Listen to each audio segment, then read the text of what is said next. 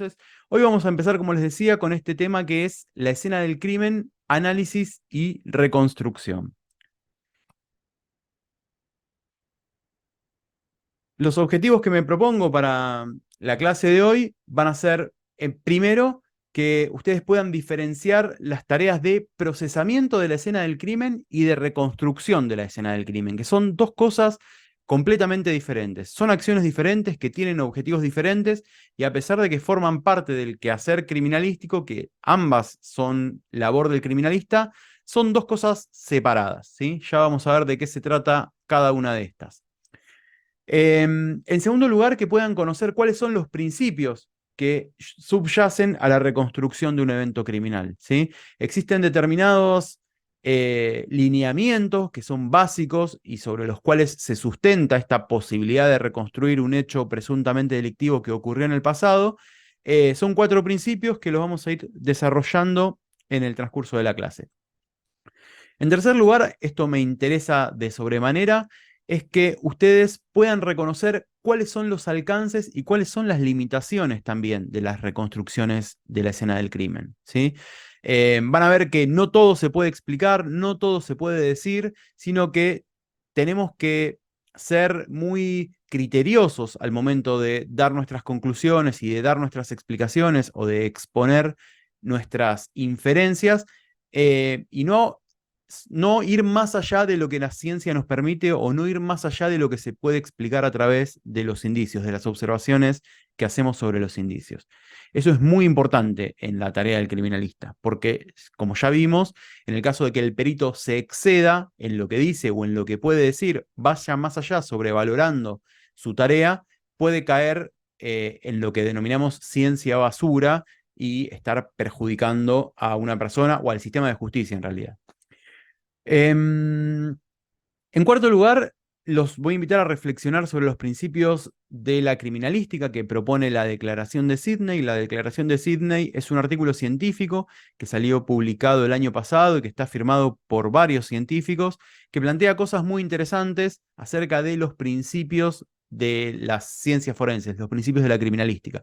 Propone una revisión, seguramente ustedes en alguna otra materia les habrán hablado de el principio de intercambio, el principio de correspondencia de características, el principio de probabilidad, que son enunciados que se vienen planteando casi históricamente dentro de la criminalística, que no sabemos bien de dónde salen ni por qué.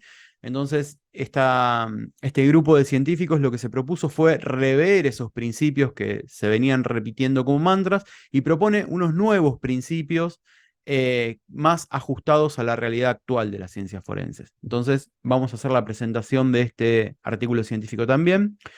Entonces, finalmente lo que espero es que al final de la clase ustedes puedan comprender qué es una reconstrucción de un hecho criminal y que a su vez también comprendan o entiendan cuál es el bagaje teórico que ustedes tienen que articular para que las conclusiones que vayan a brindar sean fundadas y fiables.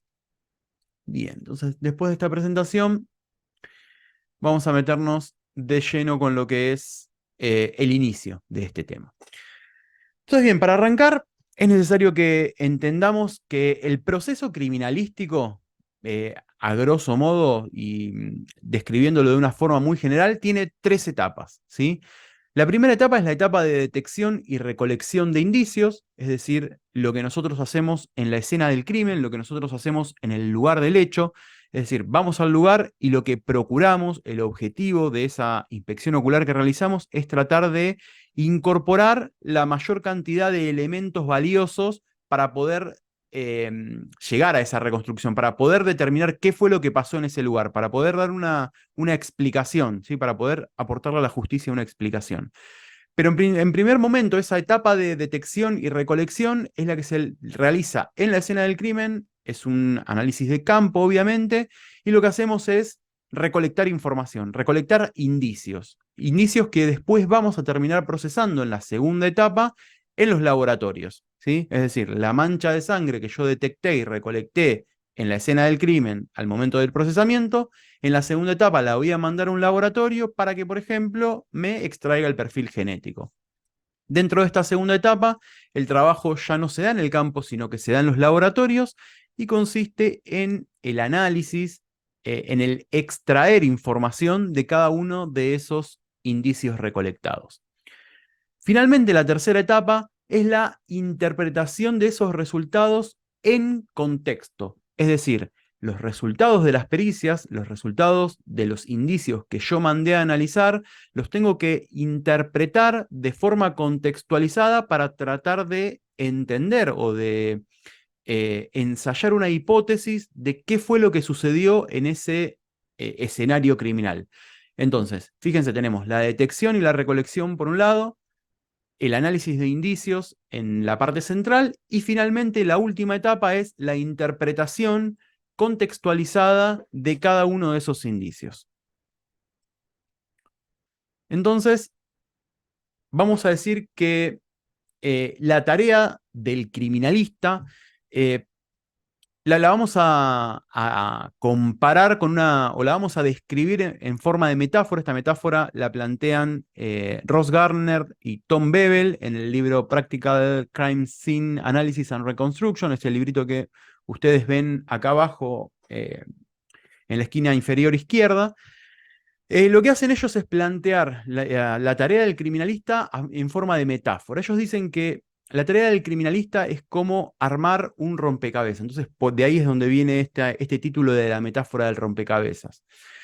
¿Por qué nos dicen que es como que esta tarea es como un rompecabezas? Bueno, porque lo que trata de hacer el criminalista es de ir armando o de ir poniendo una junto a la otra estas piezas, estas distintas evidencias, estos distintos indicios que se fueron recolectando y procesando, armándolos para poder responder estos interrogantes. El qué sucedió en ese lugar, el qué sucedió en realidad, el dónde sucedió, es decir, en qué lugar aconteció el hecho, cómo sucedió, con qué sucedió, quiénes intervinieron, cuándo sucedió. ¿Sí? Entonces, si el criminalista logra responder todos estos interrogantes, va a poder dar una explicación acabada de ese hecho pasado que está investigando. Entonces, a estas respuestas, o a estas preguntas, mejor dicho, va a tratar de darles respuesta, como yo les decía hace un ratito, contextualizando y poniendo todas las evidencias recolectadas una junto a otra para tratar de darles sentido. Ahora, el problema al que se enfrenta el criminalista al momento de hacer esta tarea es que, o de armar este rompecabezas, es que en oposición a lo que sucede cuando nosotros compramos un juego en una juguetería o en un supermercado y lo queremos armar, el criminalista no va a tener ese modelo de referencia, ese dibujo que está en la tapa de la caja del juego que nosotros compramos y con el cual nos vamos guiando para ir armando las piezas. Bueno, el criminalista no lo tiene, entonces tiene que comenzar a armar sin ese modelo de referencia. Como si eso fuera poco, otra dificultad a la que se enfrenta el criminalista es que ese rompecabezas no está completo, le van a faltar piezas, ¿sí? Va a haber lagunas o va a haber espacios en blanco a los que vamos a llamar incertidumbre, en los que no sabemos, nunca vamos a tener toda la información de lo que sucedió en un determinado hecho. Nosotros lo vamos a tratar de reconstruir con lo que tenemos, con lo que se pudo recolectar, pero tenemos que asumir que siempre van a existir estos baches, estas lagunas de incertidumbre, y van a ser explicaciones que nosotros no vamos a poder dar. Y finalmente, como si estos dos problemas fueran poco, otro inconveniente que tenemos es que este juego que nosotros estamos intentando armar, a su vez tiene piezas mezcladas de otro juego. Es decir, cuando el criminalista llega a la escena del crimen, no sabe qué elementos están vinculados con el delito y cuáles no. Es decir, entra a un departamento, entra a una casa y hay un montón de elementos dentro de esa escena y no todos van a tener vinculación con el delito. Entonces, una de las primeras acciones que va a tener que llevar adelante el criminalista es reconocer cuáles son esos elementos que tienen potencialmente información para poder responder cada uno de estos interrogantes que recién les mencionaba. Bien, no hay problema, Facundo, con la cámara, no te hagas drama. Mientras me veas y me escuches, seguimos adelante. Entonces, bien, ¿se entiende por qué esta metáfora del rompecabezas y cuál es la dificultad a la que nos enfrentamos los criminalistas? Sí, Sí, profe. profe. Perfecto. Entonces, a esos interrogantes que recién proponíamos, el criminalista o la criminalística le va a tratar de dar respuesta, como ya vimos, a través de la ciencia, ¿sí? Va a buscar esas respuestas con el método científico como piedra angular. ¿Por qué va a tratar de darles respuesta o de esclarecer ese hecho a través de la ciencia y no a través de cualquier otra disciplina? Bueno, porque universalmente la ciencia está reconocida como la menos imperfecta de las formas disponibles que nosotros tenemos para comprender la realidad que nos rodea. Es decir, cada vez que nosotros queremos explicar un fenómeno o que la humanidad intenta explicar un fenómeno, se nutre de la ciencia, del método científico, y la criminalística o la justicia a través de la criminalística no es la excepción. Entonces pone a, utiliza la ciencia como medio para conocer o para tratar de darle, de buscar qué fue, de poder explicar qué fue lo que sucedió en este hecho presuntamente delictivo que se está investigando. Y algo sobre lo que venimos machacando desde que empezamos la materia también es que las disciplinas, no, la ciencia no es 100% objetiva, que hay disciplinas y que hay prácticas que tienen un mayor grado de subjetividad que otras. Esto es necesario que lo tengamos en cuenta, sobre todo cuando hablamos de prácticas criminalísticas. Existen distintos grados de subjetividad y ninguna es 100% objetiva.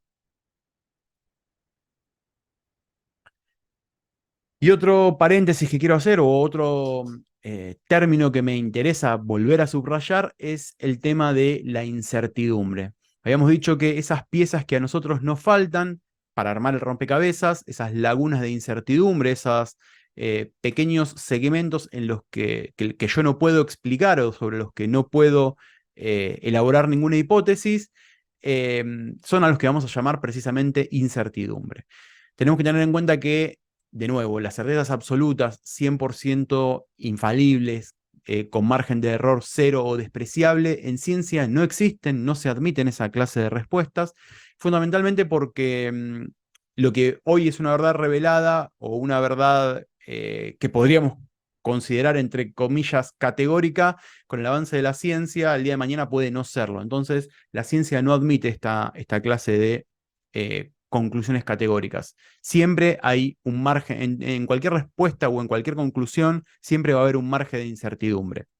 El problema lo tenemos en que en algunas disciplinas lo podemos medir esa incertidumbre y en otras disciplinas no la podemos medir esa incertidumbre. Y acá es donde empiezan a surgir problemas. Por ejemplo, yo puedo medir cuál es la incertidumbre o cuál es el margen de error que puedo tener en un proceso analítico, como no sé, en una corrida cromatográfica o en un examen de ADN, pero no puedo explicar o no puedo plasmar en números cuál es el margen de error que yo voy a tener en una identificación de huellas dactilares, en una identificación de firmas o en una identificación balística, ¿sí? Entonces, a pesar de que siempre está esta incertidumbre, no siempre la puedo plasmar en números. Y finalmente, que no se pueden reconstruir los hechos criminales de forma íntegra, ¿sí? Es importante tener en cuenta esto de que no voy a poder narrar el hecho como si fuese una película, sino que voy a tener espacios que no voy a poder explicar, sobre los que no voy a poder dar información. La calidad de mi reconstrucción o la calidad de la hipótesis que yo pueda brindar va a estar siempre condicionada por la calidad de la información que yo reciba. Cuanto más información tenga, mejor va a poder ser mi explicación. Cuanto menor información yo tenga o de menor calidad sea, mi explicación sobre el hecho va a ser más pobre. Esto es una cuestión lógica, ¿sí? Cuando yo tengo indicios que me aportan mucha información o que es información de buena calidad, tengo más posibilidades de poder brindar una respuesta con más lujo de detalles, si se quiere. Este es el paper, este que ustedes ven acá abajo, es el artículo científico que yo les decía sobre la declaración de Sydney. Se los voy a dejar subido a la plataforma para que lo puedan chusmear.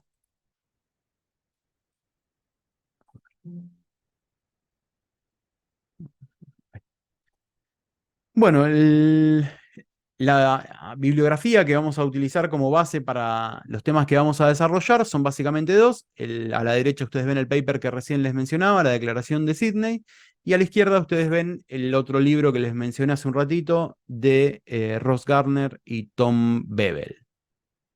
también se los voy a dejar en la plataforma.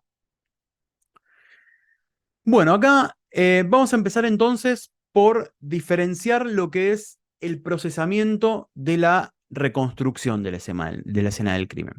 Como les contaba hace un ratito, la etapa de procesamiento es esa primera instancia, ese primer trabajo de campo donde el criminalista va al lugar del hecho y trata de recabar la mayor cantidad de información a partir de indicios materiales posible.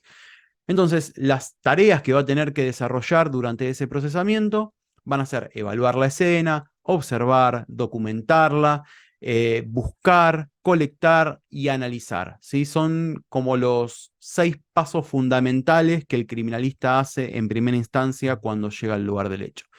Por otro lado, tenemos la reconstrucción, y cuando hablamos de reconstrucción, el ideario colectivo lo que se imagina es esto. Es una imagen 3D donde nosotros eh, emulamos o simulamos qué fue lo que pasó en determinado hecho criminal.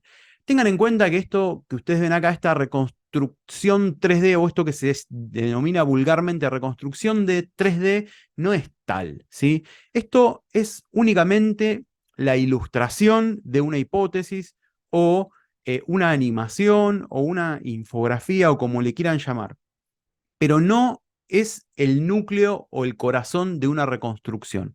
Una reconstrucción de un hecho criminal, como recién les decía, es un trabajo analítico, es un trabajo de poder dar explicaciones o de poder dar una explicación retrospectiva, es decir, yo analizo un indicio y a partir de las características que tiene ese indicio material, poder establecer cuál fue la relación causa-efecto por la cual se generó. Es un proceso analítico, es un proceso de dar explicaciones, de buscar los por qué existen o por qué se generaron determinados indicios.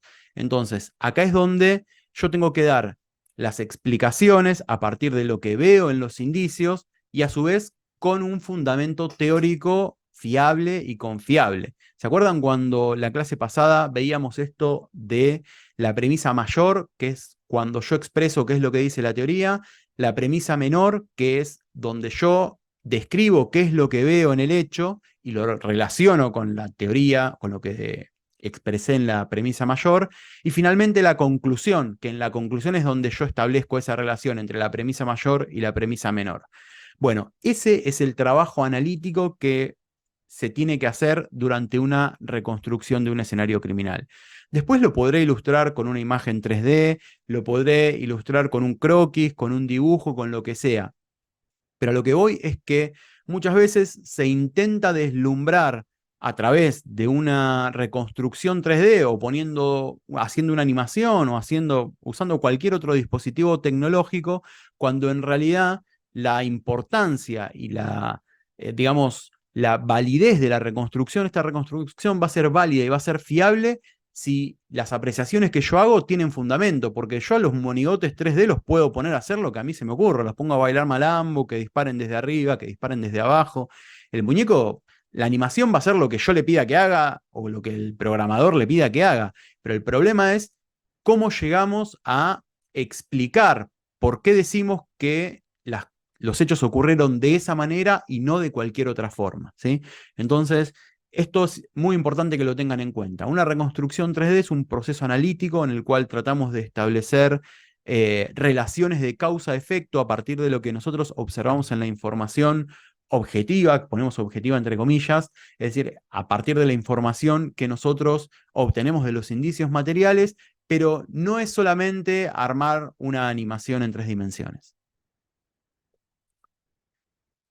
Entonces, el procesamiento inicial de una escena del crimen, estos 6 pasos que yo recién les comentaba, esta etapa de recolección de información, sabemos que es una tarea clave dentro de toda investigación criminal, porque todo lo que yo no haga o todo lo que me pierda durante esa primera intervención va a estar condicionando el desarrollo del resto de la investigación. Entonces, por eso decimos que el procesamiento de la escena del crimen también es una tarea crítica, no hay que menospreciar este primer abordaje. Es por lo que yo les decía, si yo en ese momento recolecto poca información o que esa información no es de calidad, bueno, todo lo que venga después, el procesamiento y la reconstrucción, va a estar condicionado por esa información pobre que yo obtuve en la primera etapa. En segundo lugar, el perito debe tener formación criminalística para poder dar con las potenciales evidencias. ¿Qué quiere decir esto? Bueno, que la persona que vaya al lugar del hecho a recolectar indicios tiene que tener una determinada formación. ¿Para qué? Para poder diferenciar qué tiene valor de qué no lo tiene. ¿Se acuerdan cuando yo les decía hace un ratito que era como si nosotros en un rompecabezas tuviésemos mezcladas fichas de otro juego? Bueno, el criminalista tiene que tener esa formación y esa experiencia para poder diferenciar dentro de ese conjunto de piezas, dentro de ese grupo de piezas, cuáles se va a llevar y a qué eh, estudios las puede someter para poder extraer información que deriven en la explicación de ese caso que se está investigando. Esto es sumamente clave. ¿Y por qué? Porque si nosotros ponemos a recolectar indicios a una persona que no tiene formación criminalística, bueno, probablemente se lleve un montón de cosas de una escena del crimen. El problema está en que este primer abordaje, en ese primer abordaje yo no me tengo que llevar cosas ni de más ni de menos. O sea, no me sirve el llevarme 1 millón de cosas por las dudas, ni tampoco me sirve el llevarme 2 cosas y dejar eh, otras que puedan tener información en la escena. Ese balance, para poder hacer ese balance y para poder formar ese criterio o ese espíritu crítico de la labor o de la recolección de indicios, necesita estar articulado con un bagaje teórico. Entonces, por eso, el primer interventor, quien vaya a recolectar indicios, tiene que tener una formación criminalística. Esto ya me avisa que me quedan 10 minutos. Bien. Bueno, el tercer punto habla un poco de esto, de diferenciar qué es evidencia de qué no lo es. Y finalmente también tiene que tener formación criminalística para poder reconocer en qué lugares buscar evidencia de acuerdo al tipo de delito que se esté investigando. No es lo mismo investigar un robo que investigar una violación, que investigar un secuestro. Entonces, cada tipo de delito que se esté investigando va a tener o va a tener potenciales elementos de prueba que difieren unos de otros. Entonces, todo todo este mundo de investigación o de formación que tiene que tener el perito es vital en esta primera etapa de procesamiento inicial.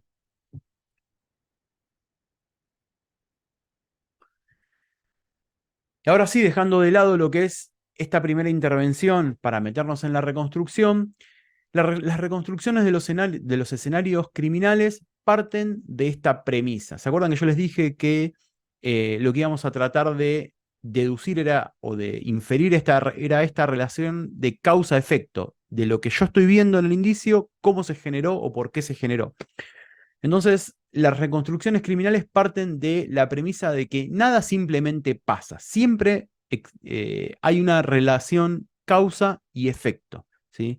En todo lo que nosotros observemos. Entonces, a partir de esta premisa, es que podemos pensar en reconstruir un evento que ya pasó a partir de la información que nos ofrecen los indicios. Entonces, el objetivo de la reconstrucción de un hecho criminal es, obviamente, formular o construir una teoría de lo sucedido. Es brindar una explicación de qué pudo haber pasado en determinado escenario.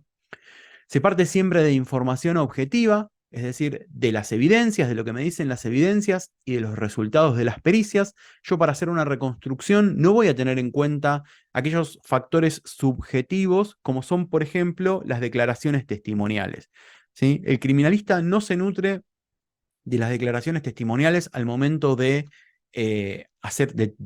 construir una hipótesis sobre una reconstrucción. El criminalista lo que hace es reconstruir acciones y el orden en el cual se desarrollaron esas acciones. Depende fuertemente del procesamiento inicial de la escena, como ya vimos, y finalmente esta reconstrucción, como también les vengo machacando desde que empezamos, tiene limitaciones. Esta reconstrucción de la escena del crimen se va a fundamentar o va a tener como fundamento estos 4 principios que desarrollan Bebel y Garner. Algunos son tomados de la geología, como el principio o la ley de superposición de Steno y la ley de continuidad lateral, también de Steno. Estos dos son principios que establece la geología. Después, el principio número 3 es el principio de intercambio de Locard, ¿sí? Que seguramente habrán oído hablar, es uno de los más conocidos dentro del mundo de la criminalística. Y finalmente, la cronología o el principio de cronología es un principio que tomamos de la arqueología.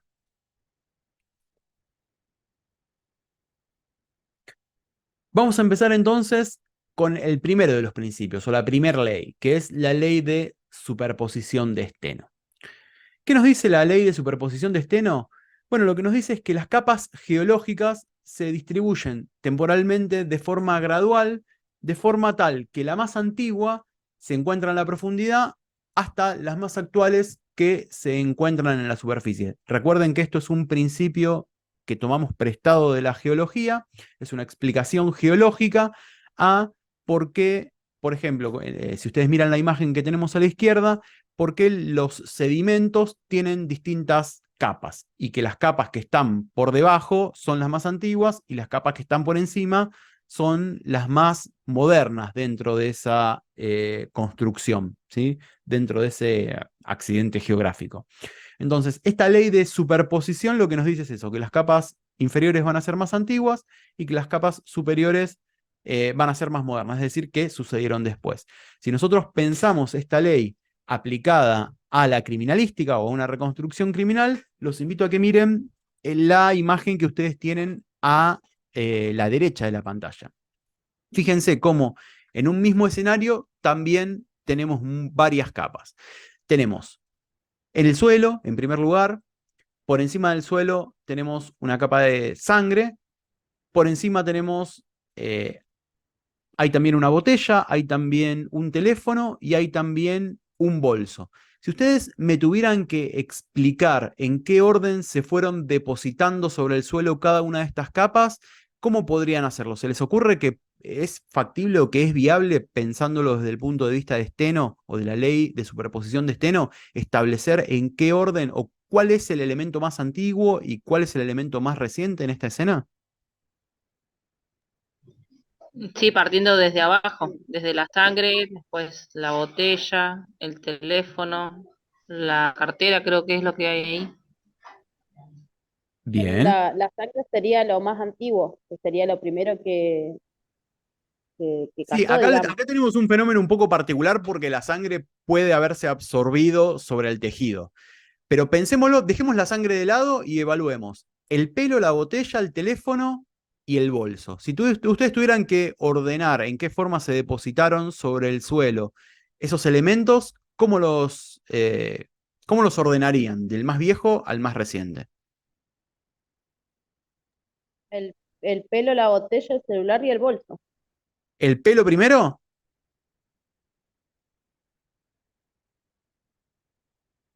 Los escucho. Si yo pongo el Para pelo mí primero. Hay que ver la secuencia, a ver qué cayó primero, si el celular y la botella o la cartera y después de ella. O sea, es medio confuso.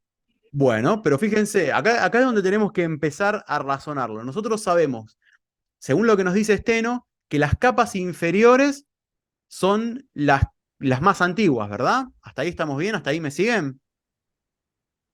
Sí. Entonces, pensemos en la imagen esta que nosotros vemos a la derecha. ¿Qué es lo que está más abajo de todo? Teniendo en cuenta estos elementos. Bien, la botella. Fíjense que por encima de la botella, ¿qué tenemos? Un celular y el bolso. Bolso. El pelo. Por encima de la botella, el pelo. Porque después, fíjense que el celular y el bolso están Celulares por el pelo. encima del pelo. Sí. ¿Sí? Ver ¿Estamos el de acuerdo? bolso también. Claro. El bolso lo tenemos por encima del pelo. Fíjense en la parte derecha, que acá tenemos pelo y por encima el bolso. ¿Sí? ¿Se llega a ver? Sí, sí. Entonces, si nosotros tuviéramos que analizar esta escena, podríamos decir que primero se depositó la botella, después se depositó el pelo, porque lo tenemos por encima de la botella y por debajo del celular y el bolso. Y después en un tercer momento se depositaron el teléfono y el bolso. ¿Sí? Esto entre el bolso y el teléfono no podríamos establecer cuál de los dos se depositó primero, pero sí podemos establecer una relación con el pelo y a su vez una relación con la botella. ¿Sí? Entonces, fíjense cómo algo tan simple se vuelve importante para poder ordenar cronológicamente en qué orden sucedieron las acciones. ¿Se entendió? ¿Hay alguien que no lo haya entendido? Lo volvemos a ver. ¿Lo puedo repetir, profe, porfa? Sí. Nosotros lo que tenemos que hacer es ordenar cronológicamente en qué orden se fueron depositando cada uno de los elementos que recién mencionábamos. Botella, pelo, Sí, pelo. celular y bolso.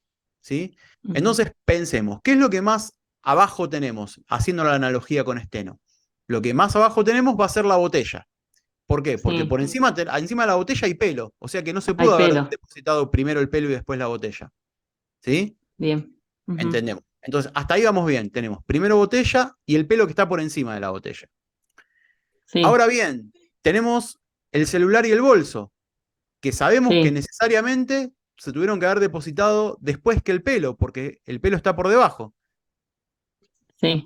Entonces ya podemos ordenar con que primero se depositó la botella, después sobre la botella el pelo y Pelo, después sobre el pelo el teléfono y el bolso. el teléfono y el bolso. Ujú. ¿Sí? ¿Se entiende ese orden, el por qué? Sí, sí, profe. Sí, sí.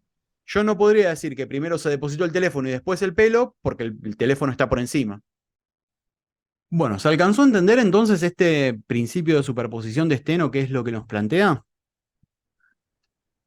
Sí, Sí, profe. profe. Bien, genial. Esto va a ser importante al momento que nosotros tengamos que ordenar eventos, ¿sí? Que nosotros tengamos que explicar qué sucedió antes que qué en una escena criminal. Como por ejemplo, este ejemplo que está tomado del libro de Beverly Garner.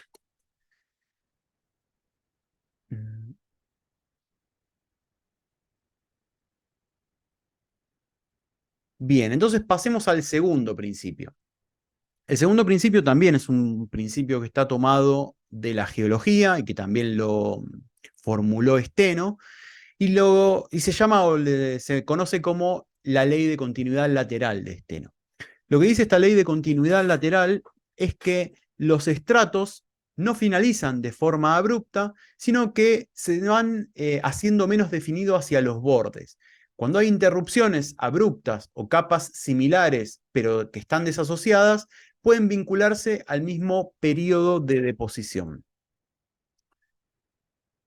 Entonces, ¿qué nos dice esto también? Piénsenlo desde el punto de vista geológico, ¿sí? Lo que nos está diciendo es que cuando nosotros tenemos diversas capas que están, como ya vimos, unas sobre otras, pero que están separadas o que están interrumpidas de forma abrupta, lo que nosotros podemos pensar es que estas capas en realidad son correlativas, o sea que se depositaron durante un mismo periodo y que después en algún momento algo sucedió que se separaron, que se rompieron o que se interrumpieron, mejor dicho. ¿Sí? Y fíjense, si ustedes seguramente habrán visto una imagen como la que les pongo acá a la derecha, es una imagen típica de Bardas, esta en particular es del Valle de la Luna, en la provincia de San Juan, pero lo que quiero que miren es, fíjense cómo las distintas formaciones rocosas tienen los mismos colores de bandas, ¿sí? Y con la misma relación, digamos, prácticamente en la misma altura. A pesar de que son formaciones distintas, guardan los mismos colores. ¿Esto qué me está diciendo? Bueno, que en algún momento eso era una superficie plana y que después, por algún movimiento de la Tierra, se interrumpieron y se separaron. Pero yo esas bandas de colores que están en distintas formaciones las puedo asociar con un mismo periodo de deposición, que tienen la misma antigüedad. ¿Se entiende? Tiene algún tipo de relación, o en realidad está íntimamente relacionado con algún tipo de relación con la que veíamos antes de superposición de capas. ¿Se entendió o no se entendió? Díganme porque si no sigo y vamos a quedar colgados.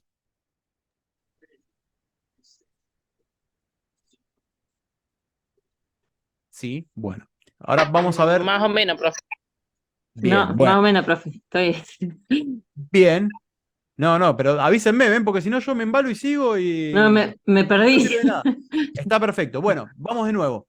Lo que dice esta Sí, ley de continuidad lateral de Steno es que cuando yo tengo capas, fíjense cómo las capas, ¿viste? Vieron que en la ley anterior nosotros decíamos que las capas inferiores tienen más antigüedad que las capas superiores. O sea, las sí, capas, los colores que están por debajo, por ejemplo, acá el A va a ser más antiguo que lo que tengo por encima. El E, el D, el C, el B. ¿Sí? Yo los puedo, sí. o están ordenados con un orden cronológico creciente. Ahora, eso es lo que nos decía el primer principio, que lo que está más abajo es más antiguo que lo que está arriba. Lo que nos dice el segundo principio es que existe una continuidad lateral entre las mismas capas. ¿Sí? Fíjense acá, como por ejemplo la capa C, yo tengo azul en esta formación y también tengo una capa igual en otra formación rocosa, que está separada por este valle, si se quiere. ¿Sí? Pero esta C de acá y esta C de acá, a pesar de estar separadas, de estar en dos formaciones distintas, yo las puedo asociar con el mismo periodo de deposición, es decir, que tienen la misma antigüedad, porque tienen las mismas características y están a la misma altura. ¿Se entiende esto? ¿Ahí se entendió? Sí, Si no le profe, Sí, creo que profe. sí. Sí, profe. No, no, sí, ahora sí. ahora sí. Bueno, entonces, fíjense en una foto de la vida real. Yo tengo varias formaciones rocosas. Fíjense esta que tengo acá atrás, como tiene una banda de un marrón más oscuro, que es igual que esta que está acá. ¿Sí? ¿Ven que es el mismo color? Este de acá y este de acá. Y después tengo una línea que es Sí, más clara y una línea que es más oscura, que es lo mismo que está acá. Una línea que es más clara y una línea que es más oscura. Entonces, yo entre estas dos formaciones, a pesar de que están separadas, esta capa de deposición puedo decir que fue en la misma época que esta capa de deposición, a pesar de que en el medio haya un espacio, de que estén separadas. ¿Sí? Ese sería el principio de continuidad lateral. Vamos a verlo en una explicación o la aplicación criminalística de este principio. Lo que nos dice es que esas capas no se interrumpen de forma abrupta, sino que cuando se interrumpen o cuando yo veo una interrupción, quiere decir que fue generada por algún fenómeno, que pasó algo para que esas capas se separen. Si no, lo que sucede naturalmente es que se van haciendo más tenues a medida que uno se va desplazando hacia los bordes, pero que no se interrumpen de forma abrupta. Si yo encuentro que esas capas se interrumpen de forma abrupta, es porque algo las interrumpió, es porque algo pasó. Entonces, si yo tuviera que hacer una aplicación criminalística, fíjense lo que vemos en la imagen de la izquierda.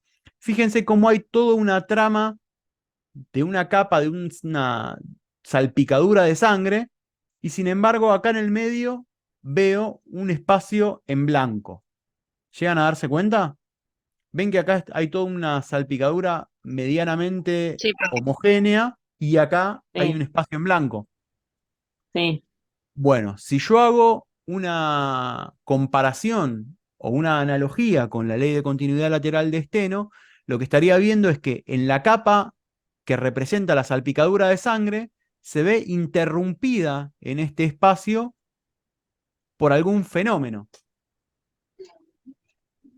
¿Sí? Entonces, yo puedo inferir de que había algún elemento que interrumpió el momento de salpicadura de sangre y que generó Algo este así. vacío. Es decir, que las gotas que faltan de acá, que yo no tengo, es porque impactaron en algún objeto que estaba en este lugar y que fue removido.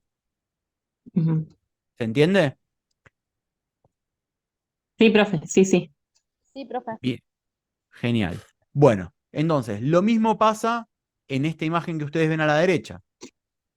Yo veo que la continuidad de la playa se ve interrumpida por estas deformaciones en la arena. ¿Sí? No es todo homogéneo como yo veo acá. Acá hay claramente una interrupción en esa capa, en esa homogeneidad. ¿Sí? Entonces puedo inferir de que hubo algo que produjo esa modificación, esa alteración en la capa que yo estoy viendo.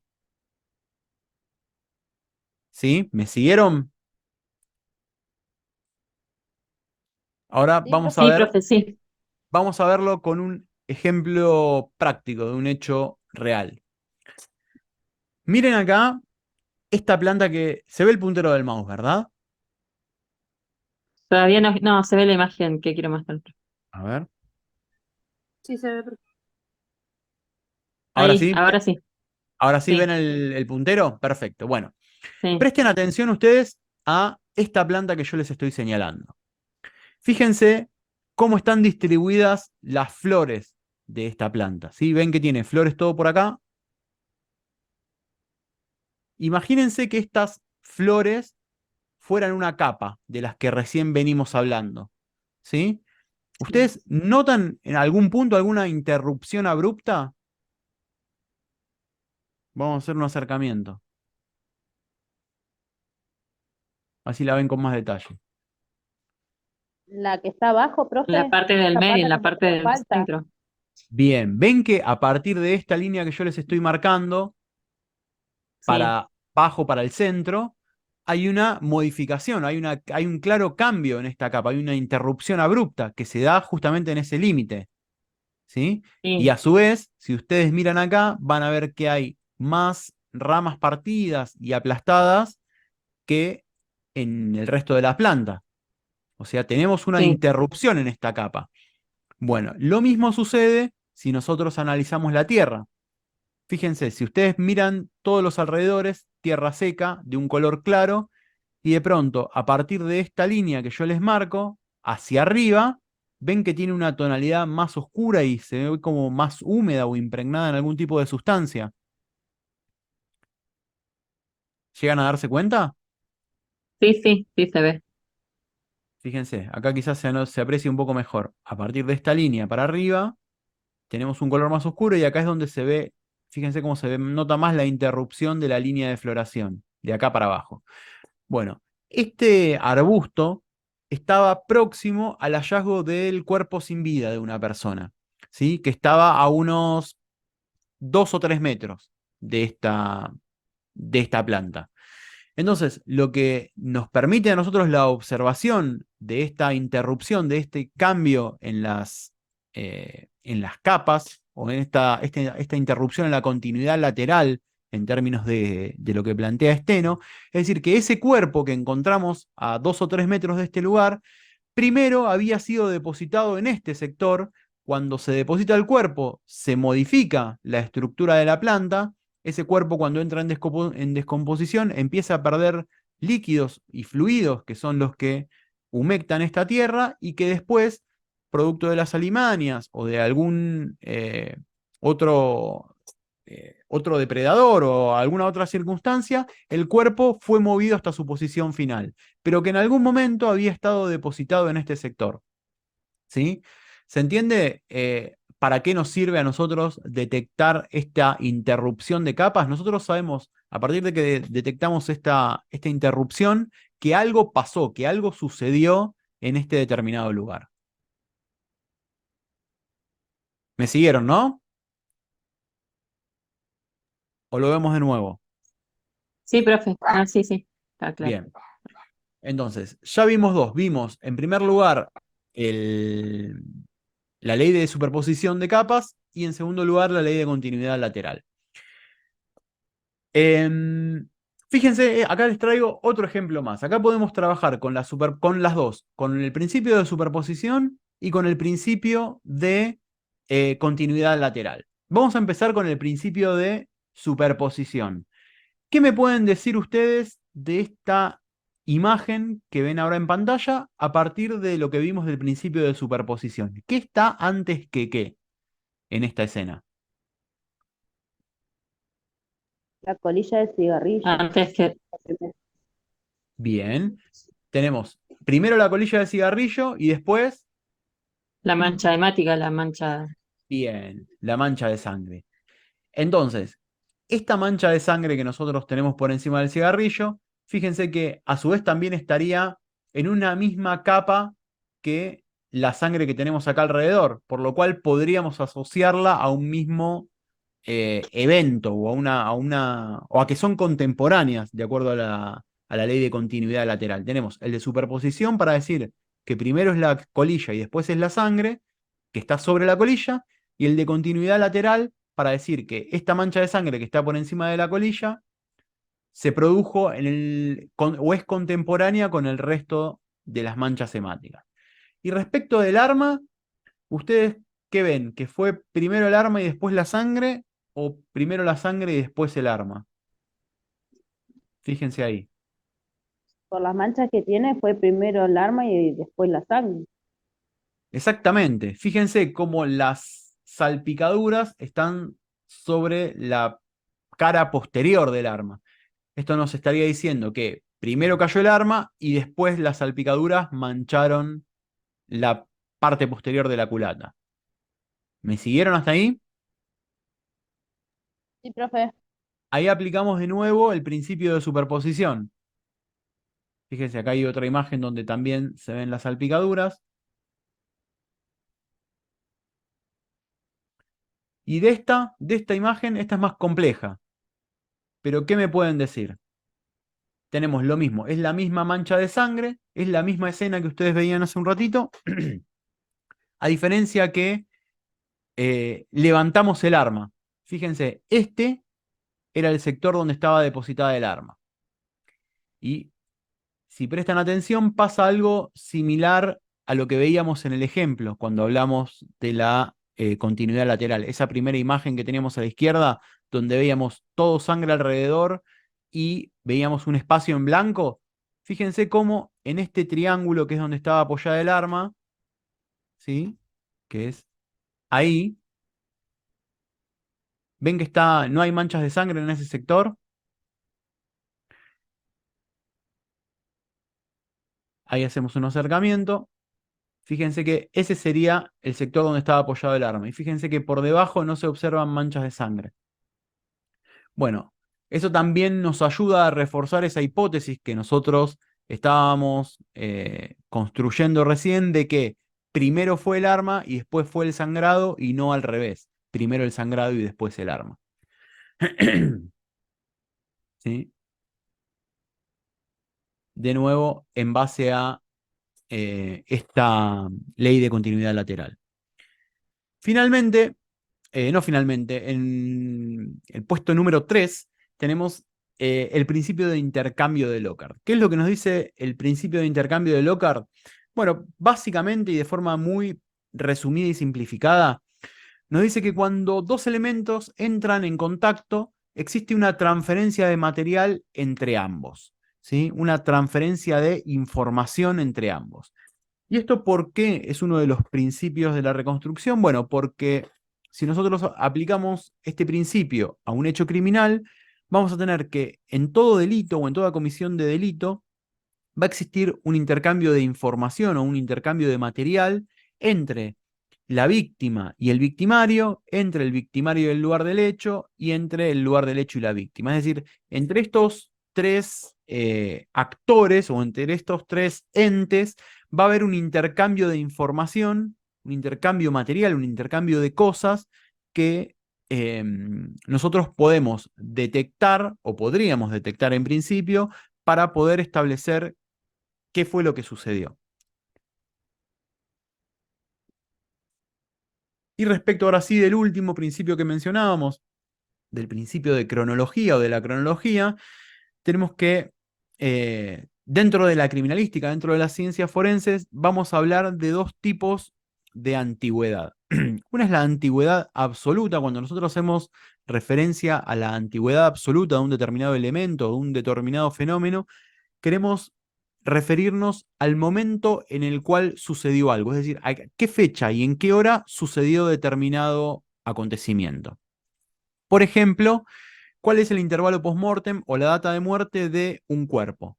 Bueno, queremos establecer un periodo de tiempo en el espacio en el cual sucedió ese hecho, ¿sí?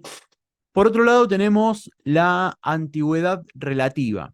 ¿Qué es la antigüedad relativa? Bueno, determinar entre dos objetos o entre dos fenómenos cuál sucedió antes que el otro. Como nosotros hicimos con el ejercicio del pelo, es decir, cuál se depositó antes que cuál. Bueno, si nosotros tuviéramos que hablar de la antigüedad relativa de ese acontecimiento, o de la antigüedad relativa de esos acontecimientos, o de la deposición de esos elementos, tendríamos que decir que la botella se depositó en primer lugar, que el pelo se depositó en segundo lugar y que el teléfono o el bolso los tenemos que poner en una misma instancia más reciente que las otras dos. ¿Sí? Entonces, la antigüedad relativa es esto, es establecer entre dos o más elementos, cuál sucedió antes que el otro. Y por el contrario, la absoluta es establecer el momento específico, fecha y hora en el cual aconteció un determinado suceso. Entonces, esos son, dentro de la cronología, son los dos tipos de antigüedad de los que vamos a hablar dentro de la reconstrucción, de la antigüedad absoluta y de la antigüedad relativa. Acá les traigo entonces de nuevo, les muestro este paper que es la declaración de Sidney, después se los voy a dejar para que lo puedan leer más tranquilos, pero de esta declaración de principios o de esta reformulación de principios de las ciencias forenses, me interesa destacar particularmente dos. Fíjense, el principio número 4 y el principio número 5. El principio número 4 nos dice que la ciencia forense es una evaluación de los hallazgos en contexto debido a la asimetría de tiempo. ¿Qué nos está diciendo este principio? Bueno, nos está diciendo que los hallazgos, lo que yo encuentre, no los puedo interpretar o no les puedo dar un valor de manera aislada, sino que los tengo que interpretar dentro del contexto en el cual fueron encontrados. Y van a estar necesariamente, cada uno de los indicios tiene que estar articulado con algún otro indicio de esa escena para que yo pueda darle algún valor, para que pueda darle alguna interpretación. La evidencia forense no se interpreta de forma aislada, sino que debe valorarse en forma contextualizada, es decir, qué rol jugaba dentro de la escena, y no únicamente con un resultado pericial o como un elemento fuera de su contexto. Y esto de la asimetría de tiempo es un poco de lo que yo les venía diciendo, o de lo que veníamos hablando. Es decir, que yo voy a tratar de explicar un hecho que sucedió en el pasado, entonces siempre va a haber una asimetría de tiempo. No estoy tratando de explicar un fenómeno contemporáneo, sino que estoy tratando de explicar a través de la evaluación de elementos un hecho que quedó en el pasado.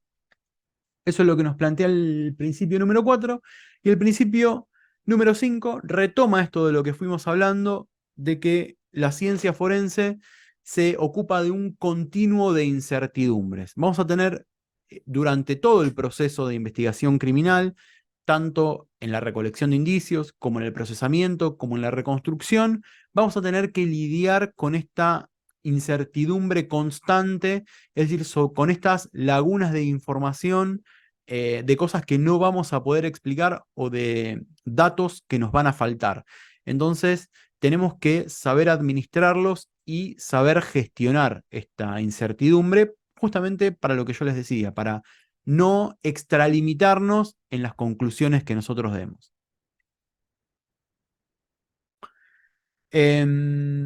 Bueno, acá lo que hice fue hacer una traducción de cómo describe el principio número 4, esa simplificación que yo les leí recién. La traducción completa sería esta que ustedes ven en pantalla. Y fíjense, nos dice que en muchos casos la calidad del rastro que resulta de una actividad es tal que es incompleto, imperfecto y o degradado por el paso del tiempo.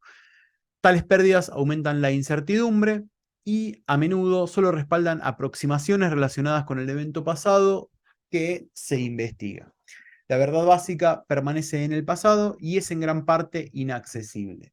La ciencia forense solo se puede utilizar para construir un modelo que sea descriptivo de un escenario dado, explicado por lo que se observa.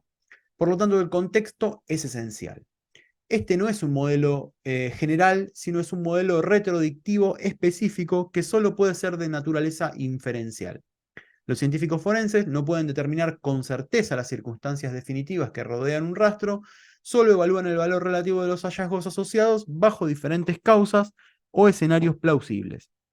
Dichas evaluaciones deben ser imparciales y fundamentadas en el rigor científico y la transparencia. Fíjense, lo que nos están diciendo es lo que yo les vengo repitiendo desde que empezamos. No podemos dar primero determinaciones certeras, ciertas de las circunstancias, de cómo fue un determinado hecho. Simplemente nos vamos a aproximar a cuál fue esa verdad, o vamos a poder dar una explicación que se acerca a esa verdad en base a la información que nosotros tengamos disponible. Si los rastros que tenemos o la evidencia que tenemos estaba degradada o era incompleto, bueno, eso va a hacer que yo pueda dar una explicación más pobre. Sin embargo, si mis datos son fuertes o tienen mucha información, voy a poder dar una mejor explicación. Pero nunca voy a poder dar una explicación o una teoría o una hipótesis completa de qué fue lo que sucedió. Simplemente lo que hacemos es tratar de dar la mejor explicación posible con la información que tenemos disponible. El principio número 5, que también les resaltaba, lo que nos plantea es que la ciencia forense se ocupa de un continuo de incertidumbres que están presentes en cada paso del proceso, que comienza con la generación de rastros y avanza a través de todos los pasos hasta la comunicación de los hallazgos y el valor al destinatario previsto, ya sea informado en documentos escritos o en forma oral, como por ejemplo la presentación en juicio, como una declaración testimonial. Se necesita investigación para identificar y cuantificar estas incertidumbres, sabiendo que la incertidumbre nunca será eliminada. De nuevo, retoma lo que les decía al principio. Hay disciplinas en las cuales podemos medir la incertidumbre y hay disciplinas en las cuales no lo podemos medir. Se necesita investigación para poder avanzar en la determinación de esta incertidumbre que hoy en día no podemos realizar. Pero bueno, tenemos que aprender a lidiar y a administrar esta incertidumbre, como les decía hace un ratito. Entonces, para ir repasando o para poder recapitular, el objetivo de una reconstrucción criminal, de una reconstrucción de la escena del crimen, es brindar la mejor interpretación posible basada en conocimiento científico, ¿sí? Esto es clave, es vital. Solamente podemos dar conclusiones que tengan fundamento científico con la información disponible a partir de las evidencias de un evento que sucedió en el pasado. Esta sería como la definición de los objetivos, la definición pura de qué es lo que busca la reconstrucción de la escena del crimen. Y ahora sí, para cerrar la clase ya nos quedan 4 minutitos. Vieron que durante el transcurso de la tarde reconocimos a la escena del crimen como una de las fuentes de información más valiosa dentro de la investigación criminal, tanto en su etapa de procesamiento como en la de reconstrucción. Diferenciamos los alcances del procesamiento, los alcances de la reconstrucción, los alcances de la reconstrucción y del procesamiento, aunque son tareas que están íntimamente ligadas, vimos que son tareas completamente distintas, que persiguen objetivos diferentes. Mencionamos los 4 principios en los que se basa la reconstrucción: el principio de superposición de Steno, el principio de continuidad lateral, el principio de intercambio de Lockhart y la cronología. Y finalmente planteamos algunas de las limitaciones que tiene la reconstrucción de los hechos criminales.